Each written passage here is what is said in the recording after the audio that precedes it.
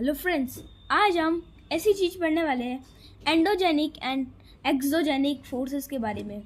हमारे सामने कितने भी फ्लड्स, ये सारी चीज़ ऑकर्स हुई है, हमें पता नहीं है ये कैसे अचानक होती है और ये एंडोजेनिक और एक्सोजेनिक फोर्सेस क्या होते हैं और ये इस टाइप की दो फोर्सेस से ये कैलेमिटीज ऑकर्स होती है, जैसे फ्लड्स, अर्थक्वेक्स और भी अलग अलग टाइप्स की ये चीज़ ऑकर्स होती है कैलेमिटीज, जो कि बहुत खतरनाक होती है। सबसे पहले आती है बात फ्लड्स की। अब देखो, ज़्यादातर जो फ्लड्स रहती है इतनी खतरनाक रहती है, कई जगह पे तो बहुत ज़्यादा नुकसान। इस पर अभी हमने पढ़ा था कि एक पंजाब साइड एक ऐसी बाढ़ आई थी कि बहुत खतरनाक, सारे घर टूट के बिखर गए थे, बहुत अलग ही हो गया था वहाँ का।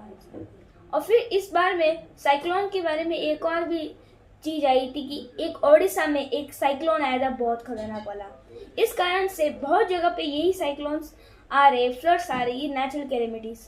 बट ये एंडोजेनिक और एक्सोजेनिक फोर्सेस होते क्या है, इस वीडियो में पढ़ने वाले हैं। एंडोजेनिक फोर्सेस, एंडो मीन्स अंदर के यहाँ साइड की जो फोर्सेस रहते हैं उसे हम एंडोजेनिक फोर्सेस कहते हैं, और एक्सोजेनिक जो कि बाहर वाले फोर्सेस। एंडोजेनिक वो उसे हम सडन फोर्सेस भी कहा जाता है, क्योंकि उस एंडोजेनिक फोर्सेस में ऐसे सडन थिंग्स होती है हमें पता ही नहीं चलता। जैसे मान लो कि अभी एक साइक्लोन आने वाला है, तो ये थोड़ी ना कहता है कि ये साइक्लोन अभी आने वाला है, तो वो तो हमें पता नहीं चलता, तो वो सडन फोर्सेस हम कह सकते हैं। बाढ़ आके थोड़ी ना कहती है मैं आने वाली हूँ भी बाढ़, ऐसे नहीं कहती। तो ये इसे हम सडन फोर्सेस कहते हैं, जिसे हम एंडोजेनिक फोर्सेस कहते हैं। अब देखो, ज़्यादातर एक्सोजेनिक फोर्सेस में हमें पता चल सकता है कि ये कैलेमिटी हो रही है या नहीं। जैसे वेदर को हम देख सकते हैं कि वेदर चेंज होगा अभी जस्ट अलग अलग टाइम पे, बट कैलेमिटीज को अपन नहीं देख सकते कि ये सडन हो रही है। तो इसी बात पे ये जो है हो रही है वो सारी चीज हो रही है। अभी नेक्स्ट टॉपिक पे आते हैं कि जैसे फ्लड ऑकर्स कैसे होती है। देखो, फ्लड्स के 3 ऐसे पॉइंट्स बता रहा हूँ जो इसके मेजर पॉइंट्स आने चाहिए। फर्स्ट आता है डैम ओवरफ्लो। जैसे डैम्स ज़्यादा पानी से भर जाते हैं और कभी कभी डैम्स में इतनी खराबी आ जाती है कि वो स्क्रू से टूट जाते हैं और पानी आ जाता है, और इस कारण फ्लड्स के कॉजेज बहुत ज़्यादा आने लगते हैं। दूसरी बात, हैवी रेनफॉल। जहाँ बहुत ज़्यादा बारिश होती है तो नदी वगैरह ज़्यादा ओवरफ्लो करने लगती है, इस कारण नदी भी बहुत ज़्यादा ओवरफ्लो होती है, इस कारण ये भी कॉजेज है फ्लड्स का। तो अभी आते हैं साइक्लोन की बात पर, जो कि मैंने एक अपने शॉर्ट पे भी बताया गया है कि उससे वो हो रहा है, ठीक है। अब देखो, साइक्लोन वैसे ही होता है। देखो, सबसे पहले क्लाउड्स हो गए और उसके ऊपर जो हवा के ऊपर जो गर्म हवा रहेगी वो ऊपर जाएगी।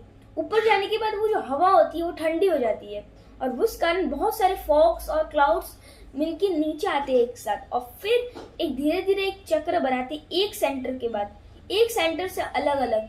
बट एक बात कहना जरूरी है, क्योंकि ये आ रहे साइक्लोन्स वगैरह, सुनामीज वगैरह, ये ओनली कोस्टल एरियाज पे क्यों आ रहे हैं? ये बहुत चौंकाने वाली और हैरानी की बात है कि ये ज्यादातर ये साइक्लोन टाइप की कैलेमिटीज है, ये उस जगह ही आ रहे हैं। जैसे जापान में अर्थक्वेक आया, और what is the reason that, so इस रीजन के बारे में हम पढ़ने वाले।